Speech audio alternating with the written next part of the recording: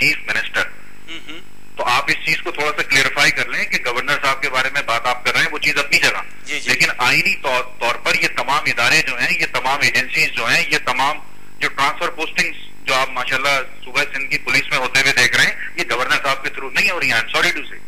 ये जो लोग कर रहे हैं वो अमन बहाल करने के लिए कर रहे हैं। मेरी समझ में नहीं आता कि वो किस बुनियाद पे कर रहे हैं। तो आईनी सरबरा होना एक अलग चीज है, जिस तरीके से सदर साहब होते हैं, लेकिन वजीर आजम चला रहा होता है पूरे मुल्क का नज़्म व नस्क। आदिल खान साहब, आपके इल्म में था, जब आपको ये पता था कि इसका कोई खास इम्पैक्ट नहीं आएगा, तो क्या जरूरत थी दोबारा गवर्नरशिप लेने की, जब उसके पास कोई इख्तियार ही नहीं है, जब आप हुकूमत का हिस्सा नहीं रहे, जब उसकी वजह से कराची में अमन कायम नहीं होगा, तो जरूरत क्या थी दोबारा गवर्नरशिप लेने की? देखिए, एक तो गवर्नर के वापस आने से, मैंने आपको पहले भी बताया कि वहीं से ये डिमांड आ रही थी, एमक्यूएम की कोई डिमांड नहीं थी। एमक्यूएम के जो गवर्नर थे वो अपने ओहदे को छोड़कर, उन तमाम चीजों को छोड़कर, बैक जुम्बिश कलम, उन रिजिग्नेशन देकर चंद घंटों के अंदर अंदर यहाँ से जा चुके थे। उनको कोई शौक नहीं था यहाँ दोबारा आने का, लेकिन जिस अंदाज से बात की जा रही थी और सभी लोग अफवाह व तफहीम की बात कर रहे थे, तो एमक्यूएम का वो स्टैंड अपनी जगह पे मौजूद है कि वी आर अपोजिशन और हम अपोज करेंगे, चाहे वो सेनेट में हो, कौमी असेंबली हो या प्रोविंशियल असेंबली हो। लेकिन गवर्नर के बारे में उनकी राय ये थी कि जनाब ये चूंकि बहुत ही गैर मुतनाज़ा है, इनके आ जाने से सूबे को कोई पॉजिटिव इम्पैक्ट तो पड़ेगा, नेगेटिव नहीं पड़ेगा। और इस वक्त तक भी जो सारा नेगोशिएट हो रहा है या पिछले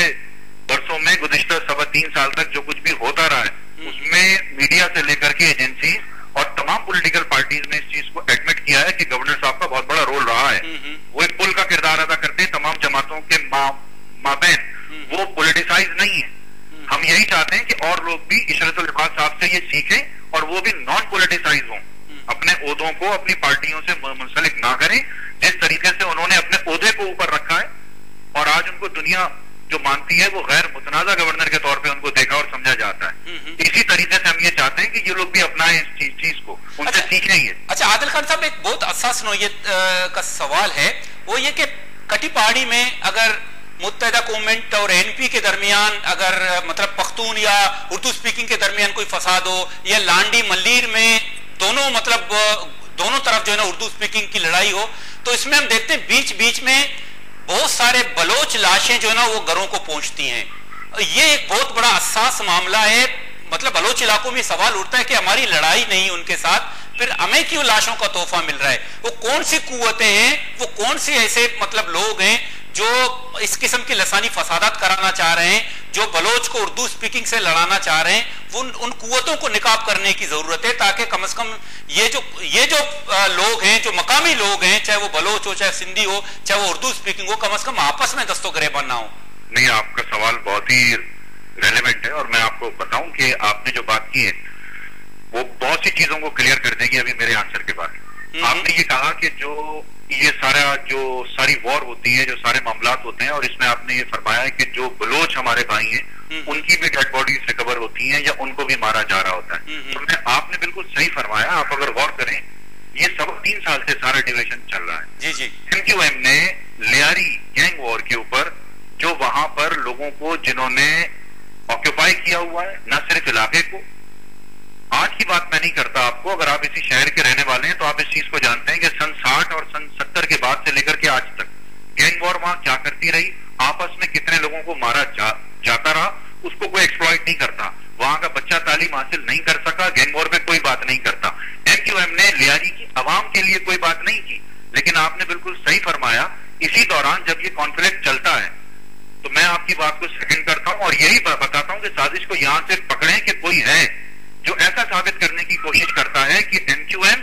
की जब इनके साथ कहीं पर कोई कन्फ्रंटेशन होती है तो उसके बाद बलोचों को मारा जाने लगता है। मेरे भाई, बलोच इस शहर में बहुत पुराने हैं, सदियों से रह रहे हैं। हमारा उनके साथ जो रिलेशनशिप है वो आप सिर्फ 3.25 साल को माइनस कर दीजिए और इससे पहले आप चले जाइए, आप मुझे दिखा दीजिए क्या वाकयात हुए। तो ये बाकायदा तौर पर प्री प्लान्ड दोनों कौमों के अंदर नफरत को बेदार करने के लिए उनके लोगों को मारा जाता है। और ये जो कच्ची बिरादरी के साथ जो कुछ भी हो रहा है, उनके जवाब में उनके साथ जो कुछ भी हो रहा है, इन तमाम चीजों को समझने की जरूरत है कि एमक्यूएम किसी बलोच, किसी पंजाबी, किसी पख्तून, किसी सराइकी, किसी भी सिंधी, किसी ऐसी कौमियत جو پاکستان میں رہتی ہے اور بستی ہے اس کی مخالف نہیں ہے. بہت بہت شکریہ محترم عادل خان صاحب آپ کا. گلے چاروکاں عادل خان ایم پی اے متحدہ گورنمنٹ ہے ہمیں کبتران کرنے گیا کہ اگر یہ بلوچانی لاش مل لگے ماں اشی تہا چوڑے انوال نے اور یہ سازشی قوتاں اور لوٹا قیدا کراچی تہا لسانی فسادات کنٹینیو دے ماں برو. بہرحال ماں مرچی کے مراگشا کے بازیں نکاتا نسرا گپتران کو گیا مول مراد کراچی یہ جاورا لیتا ماں سرپت بھائی کے مستریں ذمہ دار پاکستان پیپلز پارٹی پرچہ کے حکومت کرنے وفاقہ بھی سندھا بھی آئیہ وتی ہر حالت کراچی تہا ریٹ قائم کرنے کی اچھے وڑکاں سختی فیصلہ ضروری ترندے فیصلہ کرتے ہیں جو اس نے مفاہمتی پالیسی ہوتی الگ سنتے نو مالک کا جو اس نے مفاہمتی پالیسی اچھے نی مالک کے جان بچک نبوتا نی ضرورتیں کہ ادا کجام نہ کجام طریقہ مالک کا ادا تحفظ دے بھی اور ادا لسانی گروہ کے ادا ہستا مختلف زبان مردمہ مختلف قوما چے تعلق دار مردم ہستا نو دست گریبان بے گیا نو جنگ چوپ سلسلہ شروع بے گی یہ جنگ چوپ ہماو عدالت بھی کہ حکومت جاب ہے حکومت ہوتی رٹا ادا قائم بے کان حکومت جو استینا ہما کے دہشت گرد ہستا ہما کے حفاظات کنو کے مردم ہستا آئینہ بے نقاب پہ کان اور آئینہ اریسٹ پہ کان گوڑا مسرپت بے کے کراچیا امن قائم بود کت کان. بولے شاہرخان مراگش وعدہ لا سوتا میں گپن منا اور اکرم بلوچ مرا اجازت لوٹی. اللہ باؤ.